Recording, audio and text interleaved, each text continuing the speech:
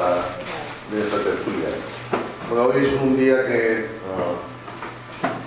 teníamos muchas ganas de hacer sobre el club de novela nuestro, donde nos reunimos. Primero porque Julián Ibáñez siempre se ha portado muy bien con nosotros, ha acudido a todas las citas y bueno, todos admiramos mucho su trabajo y pensábamos que en la ciudad será poco conocido, pese a vivir prácticamente en Toledo. Y planteamos el hacer un homenaje a Julián como, bueno, quizás el maestro actual más importante de la novela negra. Nos acompañan dos escritores también de novela negra, que Carlos Augusto y Paco, que tienen también una obra multipremiada en muchos casos, que también están disponibles para el que quiera hacerse con algunos de los ejemplares. Y sin más, pues os dejo con ellos que van a hablar sobre Julián.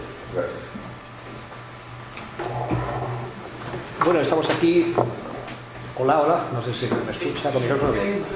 Realmente estamos aquí más que un homenaje, estamos aquí para poner en apuros a Julián Ibáñez, ¿no? ¿Por qué Julián Ibáñez es un maestro? Aunque no debe de gustar que lo digamos. Para mí, Julián Ibáñez ha conseguido una cosa tan difícil para cualquier escritor, que es tener un estilo propio. Julián Ibáñez tiene un lenguaje propio, tiene un universo propio, tiene unos personajes que solamente se pueden encontrar en sus novelas, y ha conseguido eso tan complicado, que es que cuando abres una de sus novelas, solamente con leer 2 páginas te das cuenta de que es suya, ¿no? Eso solamente está al alcance de los maestros, y por eso para mí creo que Julián lo es. Dentro de los padres de la novela negra, yo creo que Julián ahora mismo sus obras son las que mejor han perdurado en el tiempo, básicamente porque su estilo lo sigue manteniendo desde la primera novela, desde la Triple Dama hasta la última, sin tener en cuenta modas, sin tener en cuenta mercadotecnia. Siempre ha sido fiel a ese estilo de novela negra clásica, del hardboiled. Yo creo que no hay un representante en España de este estilo más grande que Julián Ibáñez, y sobre todo porque a diferencia de obras como la de Juan Madrid o la de Andreu Martín, algunas de ellas sí que estaban más pegadas a su tiempo y a su época. En cambio, Julián, cualquier obra, si no fuera por elementos externos como teléfonos móviles o como marcas de coches, cualquier novela de Julián se podría leer perfectamente pensando que se desarrolla en los años 50, 80 o en nuestros días. Porque Julián habla de temas eternos como el deseo, la ambición, la supervivencia, la venganza. Y bueno, yo ya quiero empezar con la primera pregunta para Julián, y ¿cómo llevas eso de ser un clásico? Joder. Bueno, primero, hola a todos. Estos homenajes me mosquean a mí muchísimo porque me huelen a patar en el culo para decir, déjanos en paz de una vez, ya, paliza. ¿Y qué me has preguntado?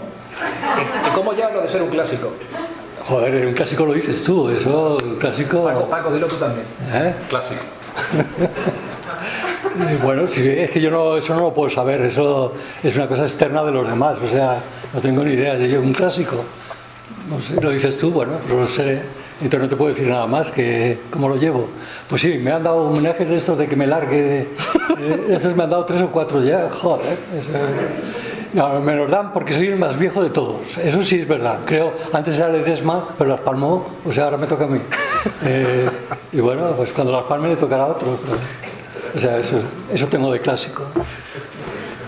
Más pronto. Pues, bueno, buenas tardes, gracias por venir. Y yo, como siempre, estoy flipado de que me llamen a estos actos, ¿no? Porque Julián es... alguien puede decir, buenos compañeros, sí, pero cuando yo todavía estaba quitándome las espinillas, Julián ya escribía. Entonces yo empecé admirándole como lector, y luego como compañero y maestro, ¿no? Y el que me llamen a mí aquí con todos los que somos, pues alucino, ¿no? Porque Carlos tiene más bien también que ver con él porque es su editor, ¿no? Pero yo estoy aquí pues como compañero de él y como discípulo.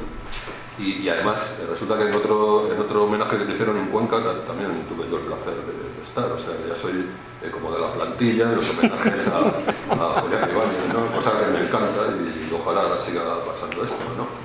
Bueno, vamos a hacer una pregunta. Perteneces a la generación esta que se ha dado a llamar de la transición, ¿no? Que cuando empezáis vosotros a publicar junto a Juan Madrid, Montalbán, Andreu, Melinero, y antes de vosotros era muy difícil publicar novela negra en este país, por lo que todos sabemos, ¿no? Por la dictadura y demás. Había gente por ahí como Pedrolo, que encima de abajo me escribía en catalán, estaban detrás de él todo el rato. Y, ¿tú qué recuerdas? ¿Cómo fueron aquellos comienzos en donde de repente una gente como los que yo he citado y tú empezaste a escribir novela negra? Es que salió en tiempos de Franco, salió una colección, lo leí en el periódico de la tarde, era El Mundo entonces, ¿no? Sí, El Mundo. Salió una noticia pequeñita que había una editorial que se llamaba Sedmay que iba a sacar una colección de novelas policíacas. Entonces yo me dedicaba más al cine y a la televisión y estaba escribiendo un guión, y entonces, eso ya lo he repetido muchas veces, es cuando acababa de leer en un libro sobre las cartas de Chandler aquel consejo que él daba a un escritor joven. El escritor joven le preguntaba, dice, ¿cómo puedo empezar a escribir? Y él le contestó, analiza e imita. Y eso me gustó mucho porque era un consejo muy cínico y a la vez un consejo muy inteligente, ¿no? Porque si tú empiezas a escribir y tienes personalidad propia, tú quieres imitar a un gran autor y no puedes porque tu personalidad te lleva a otro lado. Y al contrario, si no tienes personalidad y no quieres copiar a nadie, al final acabas copiando a alguien. Por lo tanto, es un consejo inteligente y sobre todo cínico. Entonces yo cogí una secuencia de un guión que estaba escribiendo y empecé a escribir copiando a Chandler, precisamente, que es muy difícil de copiar, además. Y me divertí tanto que ya dejé el cine y todo lo demás, y ya solo, porque además es un trabajo que a mí me venía muy bien, porque yo he estado en muchos rodajes y los rodajes son un coñazo, son aburridísimos. El único que se divierte es el director, no se divierte nadie más, porque tarda muchísimo en poner las luces y luego hay broncas y todo eso. Bueno. Y entonces me encantó, porque escribes en casa, cuando terminas lo mandas a las editoriales, te lo devuelven siempre, pero al cabo de 2 o 3 años logras colocar algún manuscrito y tal, y así empecé.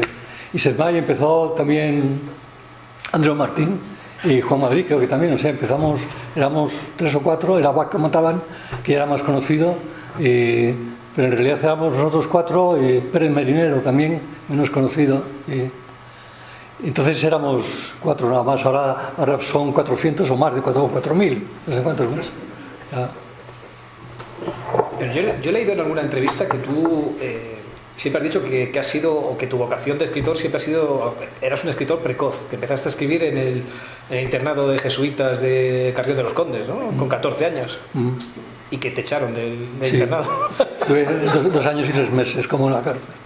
No, ese es un colegio, me vino... Bueno, en el País de los Ciegos el tuerto rey. Yo ya destacaba desde chaval, antes de ir, yo estudiaba en tantos sitios, bueno, cosas de la posguerra y todo eso. Me metieron, es un internado de jesuitas, pero era una apostólica, es un seminario de jesuitas, que es todavía peor, ¿no? Era absolutamente medieval, era un sitio medieval. Y claro, teníamos todos los días misa, rosario, horas de meditación, pollas de esas, que a los 14 años es una cosa imbécil totalmente. Yo ya era ateo, aunque tenía 14 años, y me meten en ese sitio, ¿qué coño voy a hacer? Pues todo el rato en las misas media estaba pensando historias, como hacen los chavales, pensando esas historias y divirtiéndome con mis historias y tal. Pero luego ya de mayor me he encontrado con algún condiscípulo por ahí y se lo he contado. Y entonces me decía, ¿y yo también? Y yo también, íbamos todos pensando menos en la jodida misa, el rosario y todo eso. Estábamos pensando, no esto es porno, porque entonces no sabíamos lo que era el porno, pero medio porno. Estábamos pensando, o sea, haciendo pecados, ahora todos al infierno, o sea, todos pecados mortales. Y así empecé. Entonces, ahí empecé ya a destacar un poquitín como escritor en el colegio y tal. Y luego ya no sé por dónde iba. Bueno. ¿Por qué te echaron? ¿Por qué me echaron? Bueno, joder, eso no tiene que ver con un escritor. Sí, me echaron porque en las vacaciones de Navidad fui a Santander y teníamos un pariente que trabajaba de camarero en en un barco de pasaje que iba a Cuba y tal. Y trajo una revista, no sé si era Bohemia o una revista y tal, que salían mujeres en bikini. Y a mí no se me ocurrió más que llevarla al colegio. La llevé al colegio y se la enseñé a un condiscípulo y tal. Entonces se produjo un robo en el colegio y nos registraron el equipaje a todos. Y entonces en mi maleta descubrieron la revista porno. No era porno, eran mujeres en bikini nada más y tal. Y me dieron la patada en el culo, me echaron.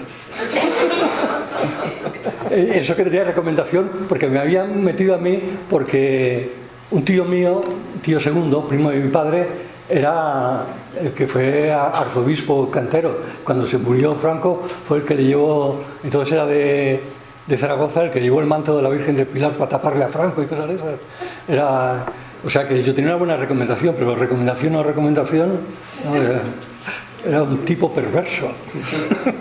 El bikini acabó. Después de la generación vuestra, pues ha venido otra. Pero bueno, aunque yo creo que siempre ha habido escritores que publicaban sus novelas y tal, pero yo creo que me refiero a gente que nacisteis más o menos en los 40 y gente que nacimos en los 60. Yo creo que ahí ha habido generaciones claramente distinguibles y me gustaría saber qué piensas tú como protagonista de tu generación y como un tío que sigue publicando actualmente con los de la generación de Carlos y yo, por ejemplo, y sabiendo que ahora hay somos una peña bastante heterodoxa en cuanto a estilos. Ahora hay bastante que sí policiales, no sé qué, y tal, no sé cuál. Entonces, a mí me gustaría saber cómo ves el panorama actual de la novela negra y si te mola o no te mola. Bueno, es que yo sigo poco porque os he leído vosotros dos, pero hay tantísima gente la que hay. O sea, leo las reseñas y hay una cantidad enorme de gente, sobre todo de mujeres. Entonces, yo un poco la discusión que he tenido con lo de las mujeres, yo hago una novela que nosotros llamamos hard boil, que es en inglés significa, se lo dice a los huevos duros. Cuando un huevo duro dicen el hard boil, muy cocido, ¿no? Es un tipo de novela especial. En cambio, la mayoría de la gente hace novela enigma. Ayer estuvo esta muchacha aquí, la jodida, que dice, saqué la primera novela y tal, y tardé 6 meses en publicarla. Se vendieron 100.000 ejemplares. Vete a tomar por culo, joder.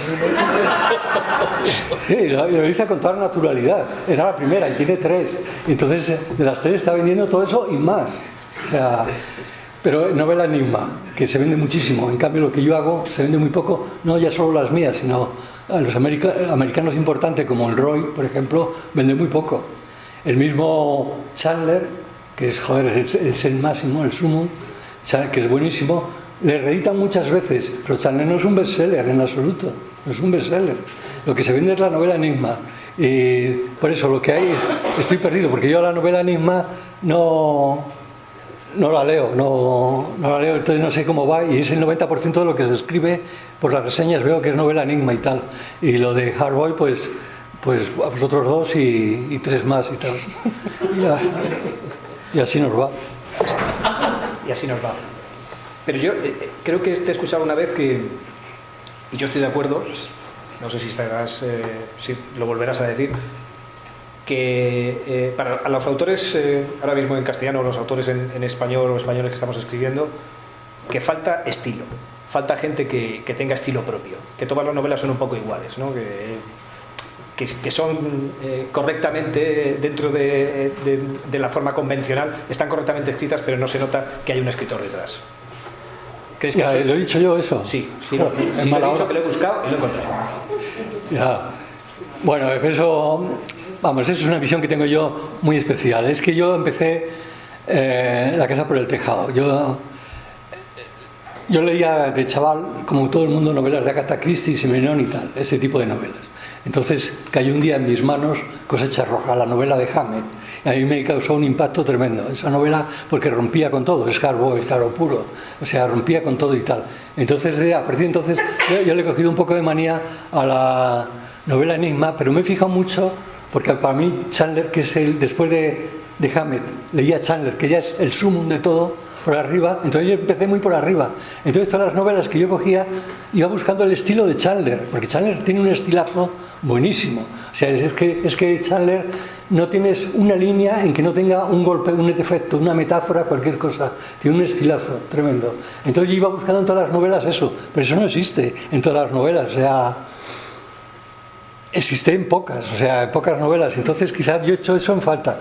Voy a tener cuidado con eso porque a mí una de las novelas que más me gusta y el estilo, digamos que es correcto, pero digamos es plano, es El extranjero de Camus. A mí me gusta mucho El extranjero de Camus porque es la historia de un tío que mata a un moro y no sabe muy bien por qué, o sea, simplemente le mata y se queda todo totalmente indiferente. El existencialismo, ¿no? Es la base. Entonces esa novela a mí me gustó muchísimo, pero luego me he dado cuenta que el estilo de Camus es un estilo correctísimo y tal, pero no es el estilo que yo voy buscando, es el estilo de Charlet. Por lo tanto me contradigo un poco porque hay novelas que me gustan mucho, pero no tienen ese estilo. Pero las policíacas que leo normalmente voy buscando inmediatamente, leo 2 líneas y ya voy buscando el estilo, inmediatamente. Por eso me gusta mucho 1280 almas, la de Jim Thompson, que hemos hablado hace mucho de ella, porque es una novela con un estilo que me encanta, que me gusta muchísimo a mí también. Entonces voy buscando el estilo, pero muy pocas novelas tienen este estilo. Tenemos fama los escritores de novela negra de que somos machistas y de que ponemos personajes borrachos o generalmente que son inadaptados y tal, y sin embargo yo te he escuchado a ti decir que tus novelas son feministas en una mesa redonda, las novelas de Bellón concretamente. No sé si recuerdas y si puedes explicar por qué. Sí, es que el que lea mis novelas enseguida lo ve, porque el carácter duro de las novelas siempre es una mujer la que manda. Es lo que ocurre en mi casa, por ejemplo. Y por eso lo pongo, para desquistarme, lo pongo en las novelas. Siempre manda una mujer en mis novelas, y no es porque yo lo haga a propósito, sino porque me sale así. O sea, siempre manda una mujer y siempre le engaña al protagonista, que es un tío grande y fuerte y que tiene 2 cachiporras, una grande y una pequeña, para sacudir a la gente, pero siempre le engaña a una mujer. Siempre hay una mujer que le está engañando, y no digo el engaño de tipo sexual y cosas de esas, no, engaña en negocios y tal, le tratan como un paria, como una mierda en todas mis novelas, y no lo puedo evitar, o sea, lo pongo yo, no lo puedo evitar. Entonces mis novelas son feministas, se han metido conmigo las feministas por otro rollo, por otra cosa, pero que porque no me han leído, claro está, si me hubieran leído no se hubieran metido conmigo, pero que va, mis novelas, las mujeres siempre son el elemento fuerte de la novela, siempre son mujeres, siempre. Ahora en la penúltima he matado a una de ellas. No, ya me queda más tranquilo. Cuando te echaron del internado, creo que ya tenías bastante claro que querías ser escritor y que hay 2 caminos, ¿no? 2 escuelas. Una es la europea y otra la americana. Me gustaría que explicaras cómo es esa teoría de la formación de un escritor por el camino europeo o el camino americano, y que tú tomaste el americano. No, cuando me echaron del colegio, a mí me gustan mucho las ciencias y se me dan muy bien las ciencias.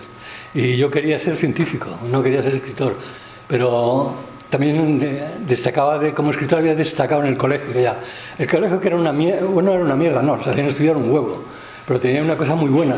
Teníamos 2 veces a la semana una cosa que se llamaba composición, que es que tenías que escribir un cuentecito, un par de páginas, claro, a mano, era todo, un par de páginas 2 veces a la semana, y te lo corregían poniéndote, si tenías una frase que estaba bien, muy bien y tal, y al final te ponían nota en todos esos, y yo siempre tenía notas las más altas de la clase.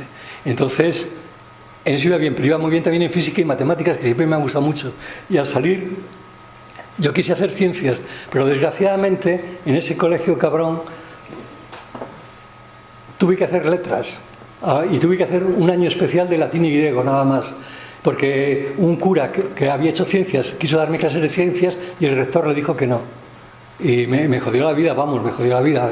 Luego salí y entonces era un tío de letras y me cambié en preuniversitario, me cambié a ciencias, pero claro, tenía unas lagunas enormes, y yo fui a la universidad a Valladolid, hice el primer curso de ciencias y no sabía ni sumar casi, o sea, bueno, lo que era la universidad, no sé si habrá cambiado. Incluso saqué un notable en matemáticas. ¿Cómo lo pude sacar? Un notable en matemáticas, Dios mío.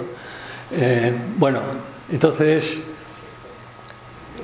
lo que ocurrió, que yo por entonces a los 17 años, no sé si eran los 16 o 17, estoy un poco equivocado con las fechas. Hice un viaje, que se llama un viaje iniciático, sin saber lo que es ni nada, con otro amigo. Me fui en autostop, fuimos a Francia, estuvimos trabajando en los Alpes, haciendo un camino para los trineos, porque los pueblos, la gente que vivía en los Alpes bajaba cuando empezaba a nevar en otoño, bajaban en trineos todas las pertenencias al valle y tal. Estábamos haciendo ese camino y bueno, allí nos separamos y luego yo haciendo autostop yo solo bajé a la Costa Azul y de la Costa Azul subí a París porque estaba loco por ver cine ruso, porque en España no se podía poner cine ruso. Tenía 17 años, y yo solo, y fui a París y estuve en el cine, todavía me acuerdo perfectamente, Agriculteurs, y vi Iván el Terrible de Eisenstein y me chifló, fue un impacto también esa película tremendo. Recuerdo que una noche no tenía donde dormir y tal, dormí en las escaleras del metro, en Pigalle, dormí en las escaleras del metro, y cuando me levanté había un remolino de gente por los kioscos y tal, y qué está pasando y tal, y ponían todos los periódicos Sputnik, y es cuando los rusos habían lanzado el Sputnik, el primer satélite. Por eso no sé la fecha exactamente del año, unas veces creo que tenía yo 16, porque eso sería en el mes de septiembre, y yo hago los años en octubre, tenía 16, a punto de hacer 17, tenía que ser. Pero bueno, estuve en París, y bajé en autostop a España y a Santander, que es donde vivía entonces. Bueno, ese viaje que se llama iniciático es lo que me hizo luego dudar. Digo, si me iba a dedicar al cine, porque yo soy primo de Mario Camus, el director de cine, y me iba a dedicar al cine. Al cine, para empezar el cine con él y tal. Y entonces yo había leído la generación perdida americana, eran tíos como Hemingway, Dos Pasos y tal, que habían estado en la guerra. En la guerra civil española habían estado, y en la guerra mundial, claro está, también. Y eso era la escuela americana, y la escuela europea es más de ir a la universidad a hacer una carrera de letras y tal y escribir. Eso me inventé yo. Y entonces cuando yo elegí, que es la de las dos cosas que hacía, pero como en la universidad iba a trompicones porque me hacían iba a hacer ciencias y había hecho bachillerato de letras, pues entonces me dediqué a viajar. O sea, ya cogí aquel viaje, me había gustado tanto que regresé a París y ya estuve 10 años por ahí dando vueltas para arriba y para abajo. Entonces, esa era la escuela americana, que creo que acerté. O sea, un chaval no sabía ni lo que hacía, pero ahora creo que acerté. Ahora me alegro mucho de esos 10 años. Bueno, antes nos hablabas de novela enigma y del hardboiled, que yo creo que son yo creo que es la primera clasificación que podemos hacer en novela negra, ¿no? Hay un árbol ahí. Y luego la novela enigma tiene, yo creo, muchas más ramas, si detectives claves y policíacas y no sé qué. Hay gente que también mezcla lo sobrenatural y tal. Y efectivamente, como bien ha dicho el maestro, parece ser, los datos están ahí, que lo que es novela enigma se vende más que el hardboiled. ¿Cuál crees tú que es el motivo de que haya más ventas de todo lo que tiene que ver con la novela enigma que con el hardboiled? Bueno, la enigma está, claro, la enigma engancha muchísimo. Eso es una cosa, los psicólogos sabrán por qué no se engancha tanto la novela enigma. Estaba explicando ayer que me tocó sustituir a ese señor que está ahí, que no vino, y estaba explicando que a mí yo la novela enigma la cogí tirria, o sea, no ya digamos como escritor, sino como lector. No me interesaba para nada la novela enigma. Pero entonces Larsson, el sueco, se puso tan de moda con Millennium y tal, que cayó en una novela suya en mis manos, la primera, la serie que no sé ni cómo se titula. Entonces una novela que nada más empezar ya me cayó gorda, me cayó mal, pero no la pude dejar. Y esa novela, o sea, me estaba irritando mucho de las gilipolleces que decía, lo mal hecho que estaba, me irritó muchísimo, pero la terminé. Entonces, porque me enganchó, porque es una novela muy hábil, tiene dos misterios. ¿Quién es el asesino y cómo sale de la isla? Y entonces, bueno, el que sea psicólogo podrá psicoanalizar eso, por qué nos atrapa tanto el enigma. Las novelas enigmas son un juego, es un juego, el autor juega con el lector y le va dando, como a un perro, le va echando huesecitos y el perro va detrás del hueso y tal, y está jugando con él. Entonces atrapa muchísimo y por eso se vende una barbaridad. A mí la chica esta que vino ayer, la cabrona, me dejó alucinado. La primera novela lo echa con una naturalidad, dice, había vendido más de 100.000 ejemplares, la primera, más de 100.000 ejemplares. Yo no sí, me sonaba el nombre de haber leído alguna reseña, algo así, pero no me sonaba mucho. Entonces es otro bestseller tremendo. Y eso es que engancha una barbaridad.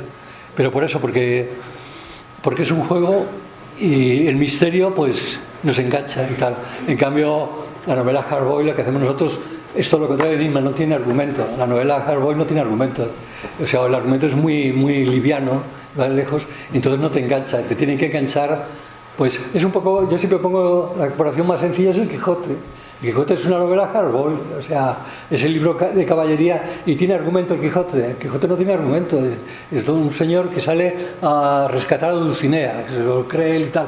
¿Y qué coño nos interesa Dulcinea? Nos olvidamos de ella a la tercera página, ya no nos interesa Dulcinea para nada. Nos interesa las peripecias que le van sucediendo por el camino. Ese es el hardboiled, el libro de caballería, exactamente es eso. No tiene argumento. Entonces, sostener eso es muchísimo más difícil, sostener la atención. Ya tienes que ser pues un autor un poco especial y tal, porque si no, no atrapas al lector. Una de las características de tu obra es tu gusto por el extrarradio.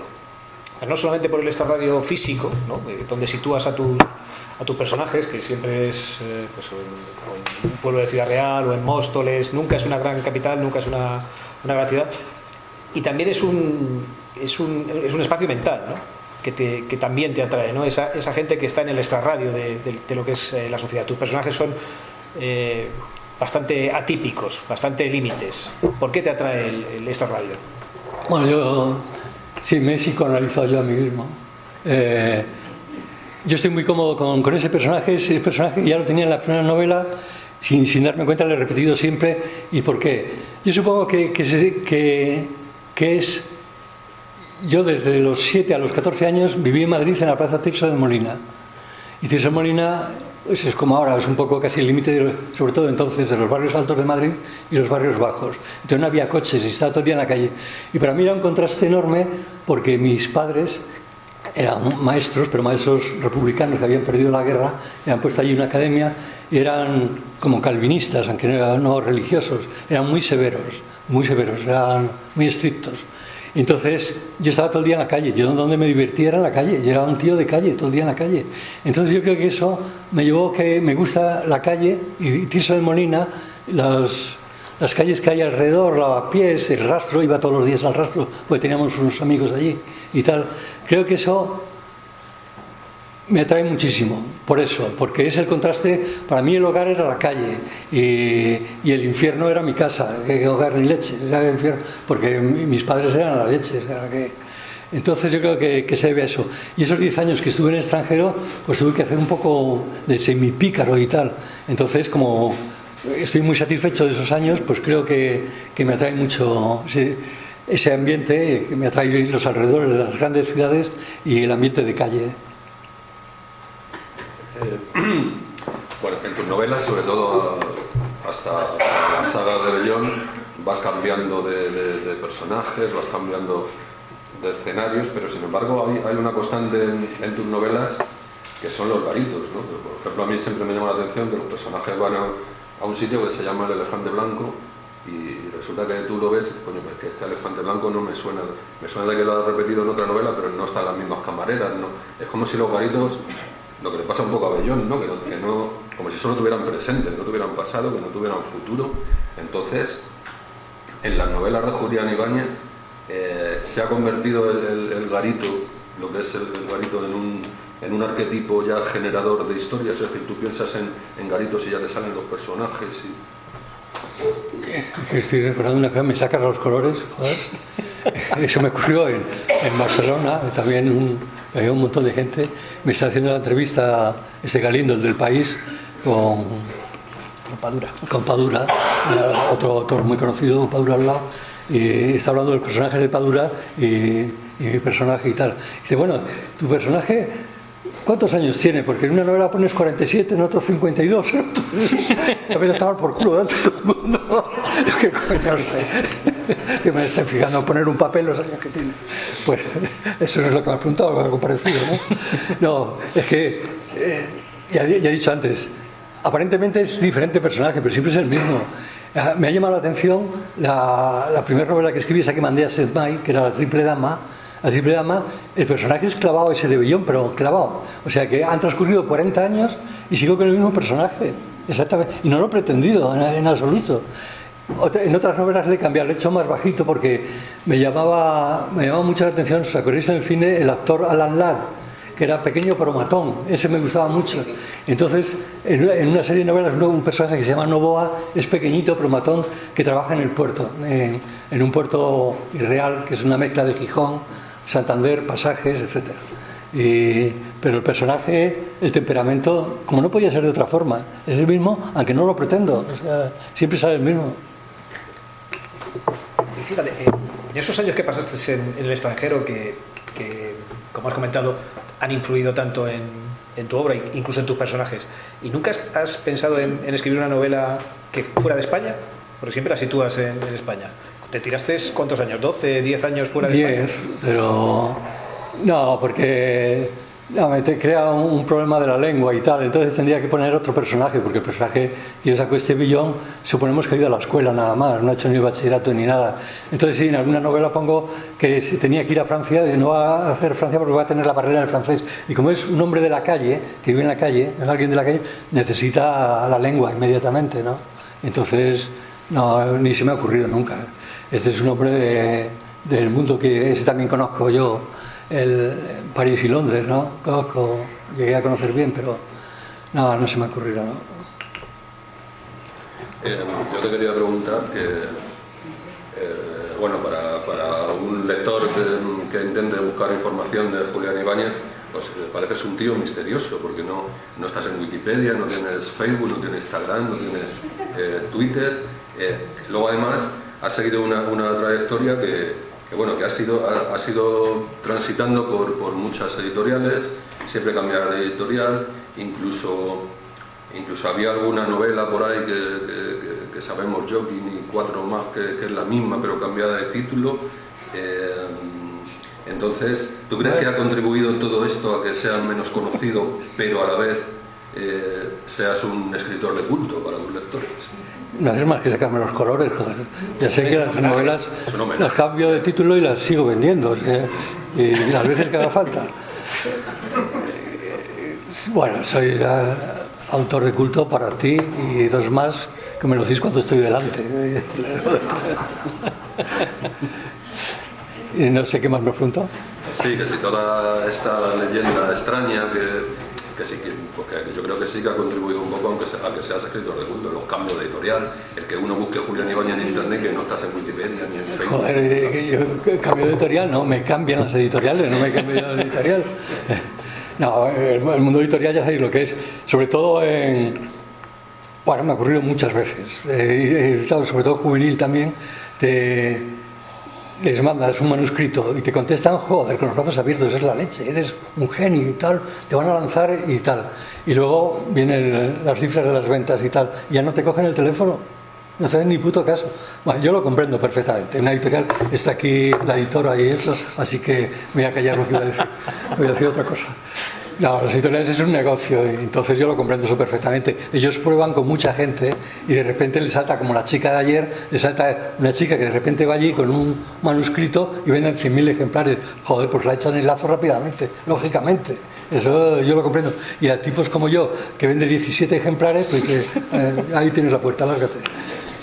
Entonces por eso he cambiado mucho editoriales. Pero nunca me ha costado demasiado encontrar una nueva editorial, eso es la verdad. O sea, nunca me ha costado demasiado. Y bueno, ahora estoy en esta que les hago coba y tal. He editado no sé cuántas ya. Hablábamos antes de autores como Thompson y como Elroy, y a ti te han comparado con los dos, tanto con Jim Thompson como con Elroy. De hecho, hay una coincidencia con todo Bellón, porque una de las novelas más conocidas de Jim Thompson es 1280 almas, y es exactamente lo que pesa el libro, 1280 gramos. Esto es una conexión. Sí, bueno, me comparan con Jim Thompson, pero simplemente porque Jim Thompson escribía novelas rurales. Su padre era sheriff de un pueblo y él se educó en un pueblo, entonces escribía algunas de sus novelas son rurales en un pueblo, y yo también tengo novelas en un pueblo. Creo que la comparación es por esa. Por el Roy, pues sí, algunos me han comparado con el Roy, pero no sé muy bien por qué me comparan con el Roy. El Roy, ya sabéis, vive en Los Ángeles, tío de Los Ángeles, y mataron a su madre cuando tenía 8 años o no sé cuántos. Que yo siempre he creído que es una historia que se ha inventado él para vender libros. Joder, muy macabro eso. A lo mejor me cuelo, a lo mejor sí mataron a su madre de verdad.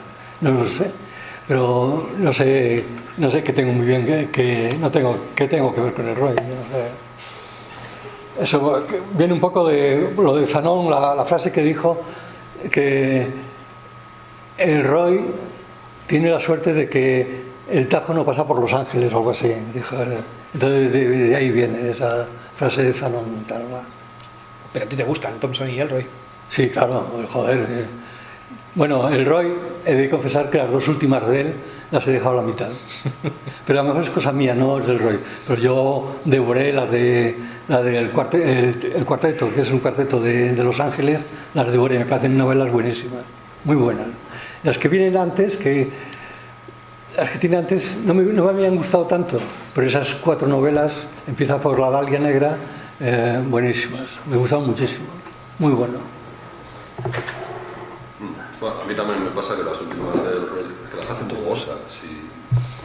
Sí, ya se le ha ido la pelota. Ya. Bueno, a ver esta pregunta que tengo aquí. Sí, que bueno, en general, lo comentaba antes con Carlos en el bar, los grandes pintores, escultores, artistas en general y también los grandes escritores terminan por simplificar la estructura de sus obras. Esto es verdad, hace poco estaba en una exposición del Monet y el Monet empieza pintando realismo, no sé qué, luego el impresionismo, tal, complicado, pero luego al final cuando ya está pintando los nenúfares y tal, que cualquiera que lo vea y tal dice, pues esto es muy simple, pero no es tan simple. O sea, yo creo que hay que pasar por todos esos estadios antes de simplificar la cosa. Entonces tú con 78 tacos has llegado a un punto para mí en que simplificas cada vez más las historias, pero en tus novelas, sin embargo, no hay nada superfluo, nada que sobre, nada que falte, y sin embargo sorprendes al lector en cada entrega de Bellón. Y yo te quería preguntar, ¿es eso el oficio? Sorprendo al lector, sí. Pues el argumento, dices. A mí por lo menos. ¿El argumento? La de Violentamente Pelirroja me dejó muy impresionado. ¿Pero qué te impresionó el argumento? La sencillez de la trama y además que la terminas en un punto que dices, joder, yo me quedé flipado. Me gustó mucho, vamos, quiero decir. Muchas gracias, porque normalmente me dicen que no se entiende nada al final, pero bueno. Ya no sé. Bueno, yo siempre he tenido presente una cosa, es el estilo de Hemingway.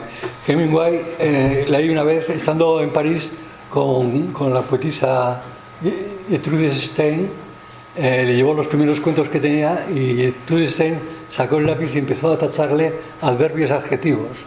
Eso se me quedó muy grabado. Entonces procuro quitarle adverbios adjetivos y dejarle muy desnudo el estilo. Pero a veces me cuelo en una novela que edité en Barcelona con una editorial que ya no me acuerdo con el nombre, cómo se llamaba y tal. Bueno, les di el manuscrito, fui muy contentos y tal. Me invitaron a comer con Massimo Carlotto, el italiano, y todo muy bien, sacan la novela. Y no era nada lo que había hecho yo. Me habían añadido artículos adheridos por todos los lados. Y joder, se lo dije a la editora, oye, tú no puedes hacer eso. Dice, no, es el corrector. No, ¿qué coño corrector? Para quitar una coma me tiene que pedir permiso a mí. O sea, habían cambiado toda la novela. La habían llenado de adjetivos y adverbios. Y como diciendo, este gilipollas no sabe escribir. Pero lo había hecho ya a propósito. Quebraron. No por mí. Así que se jodan. ¿Sientes debilidad por alguna de tus obras? Hombre, siempre la primera, pues por ser la primera. Siempre Pero claro, la primera, escribir es un oficio, entonces no tenía nada de oficio, ahora tengo un poquitín más. Pero así todo, la primera, pues bueno, imagino que le sucede a todos los escritores o pintores o lo que sea. La primera obra es la más importante. Y luego crees en la última. No me gusta nada que la gente me lea novelas anteriores porque digo, no, la buena es la última y tal. Bueno, eso sí, creo que le pasa a todo el mundo más o menos. Yo quería preguntarte también, y me interesa mucho tu opinión, dado que tienes 78 tangos y has conocido... Ya lo has dicho. Ya lo he dicho. Pero claro, es que, joder, tú cuando naciste, pues había radio y poco más, ¿no? Y la tele empezaba a salir también. Y entonces, antes hablábamos de las ventas, de las novelas y demás. Yo sé que los editores sí están intentando trabajar nuevas fórmulas publicitarias, incluso nuevos formatos. Por ejemplo, aquí está Manzano con lo de Black and Noir para leer en el móvil. Entonces, a mí me gustaría saber qué perspectiva tienes tú sobre las nuevas tecnologías y si crees que podrían ayudarnos a las ventas en el sentido de presentar las novelas en otro formato que no fuera el papel o el libro electrónico clásico. Por ejemplo, que hubiera un joven de 20 años que tradujera nuestras novelas a videojuegos. Yo qué sé. ¿Qué opinas de esto? Primero te voy a decir, dices que en mi tiempo solo había radio. En mi casa había una radio que llamamos radio de galena. Y era con auriculares, tenía que poner los auriculares. Y por los sábados por la noche yo escuchaba el detective Forsgluten. Era ahí, no sé, me gustaba mucho. No me acuerdo de ninguna historia, pero me gustaba mucho.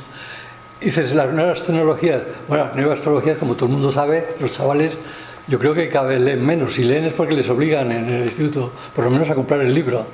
Menos mal, pero las nuevas tecnologías ves a todos los chavales con el jodido teléfono, con la tablet y cosas de esas. Yo no sé qué va a pasar con la lectura, o sea, no tengo ni idea. Están intentando sacar...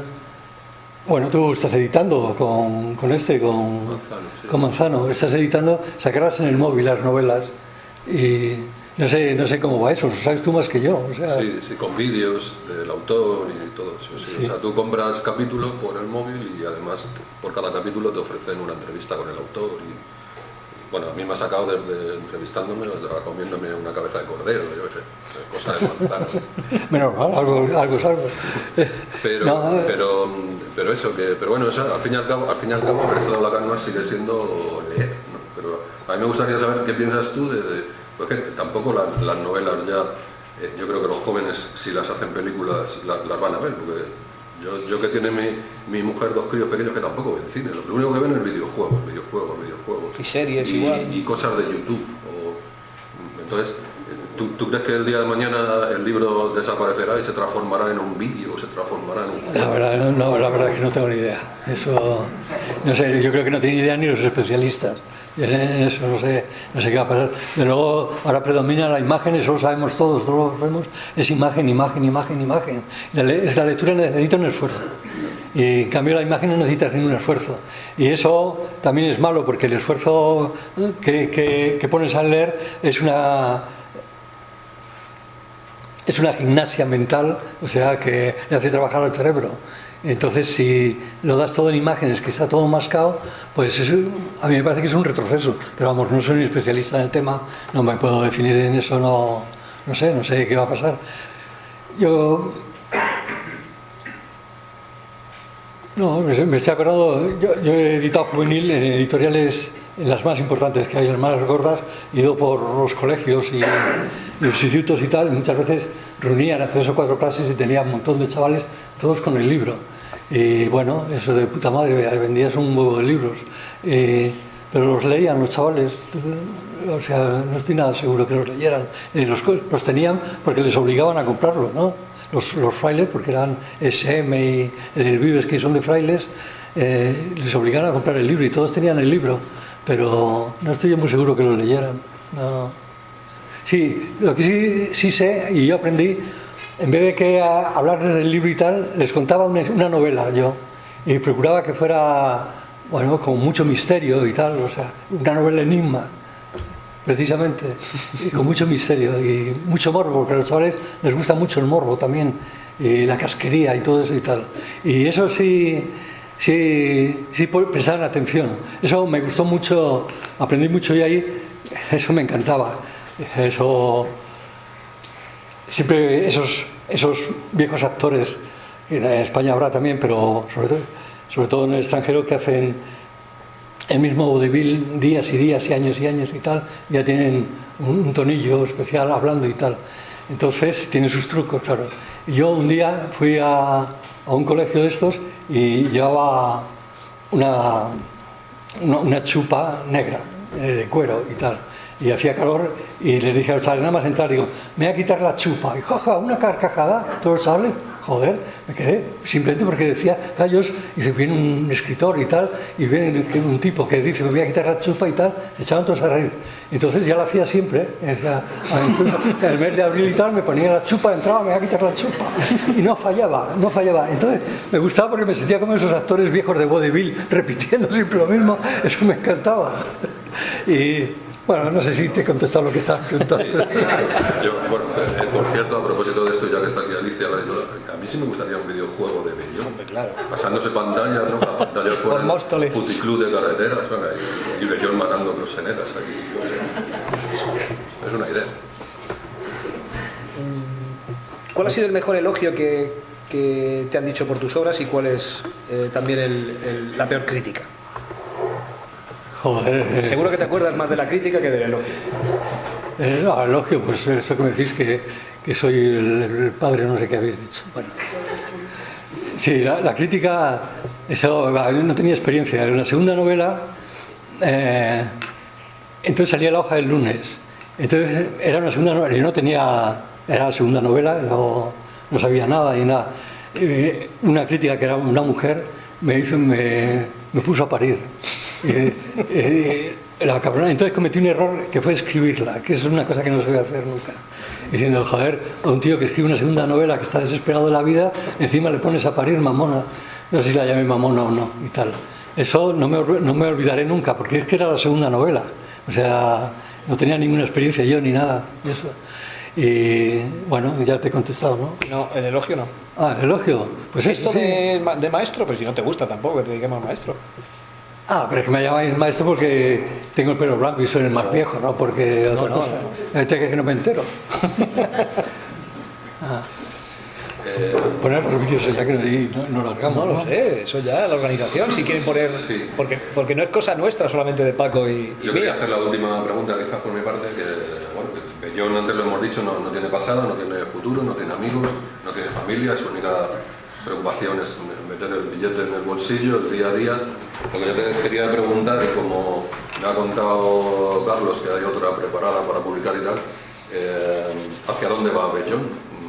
¿Cuál será el Bellón 3.0 o 4.0? No va a ninguna parte, eso siempre ya no cambia, eso siempre será lo mismo. O sea, pasarán unos años y él siempre de la misma edad, siempre. Ya no le cambio el personaje porque eso es un trabajo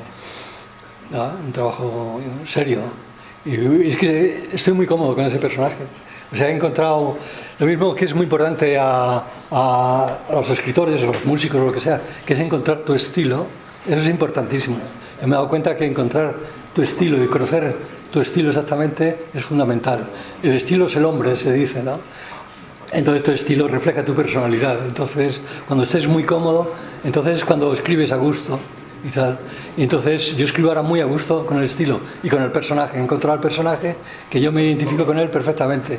O sea que no le dejaré nunca, no creo. Cambiaré las chicas siempre son diferentes. Bueno, pues hay dos autores que son Claudio Cerdán y Carlos Zanón, que son también muy admiradores tuyos, como los que estamos aquí, que no podían venir. Carlos Zanón en concreto está relativamente cerca, está a 55 kilómetros, está en la Puebla de Almoradíes, y Claudio tenía un problema de logística muy grave, está a punto de parir, entonces eso sí que es importante. Bueno, pues nos ha mandado un vídeo que no sé si se verá bien, pero lo vamos a intentar.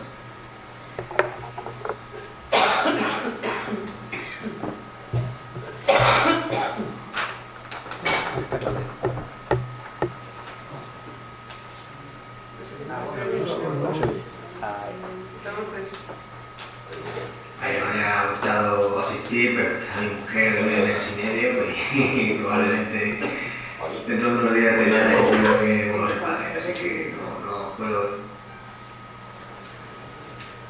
Hola Julián, ¿qué tal? Espero que te lo pases estupendamente bien en el homenaje que estamos preparando todos los amigos. Me haya gustado asistir, pero a mi mujer de 9 meses y medio y probablemente dentro de unos días de ya entiendo que uno se padre, así que no puedo desplazarme. Ya me gustaría estar allí con todos los amigos. Así que nada, disfruta de este homenaje que es más que merecido y a ver para cuando la de Bellón, que los sábados. Sí, los sábados seguimos ansiosos de nuevas aventuras de nuestros tigres favoritos. Venga, un abrazo y disfruta. Hasta luego. Está en Suecia. Bueno, a lo mejor no, a lo mejor si va a tener un hijo igual ha venido la mujer.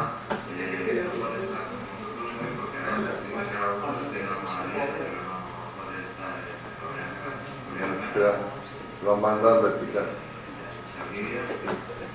Estos escritores.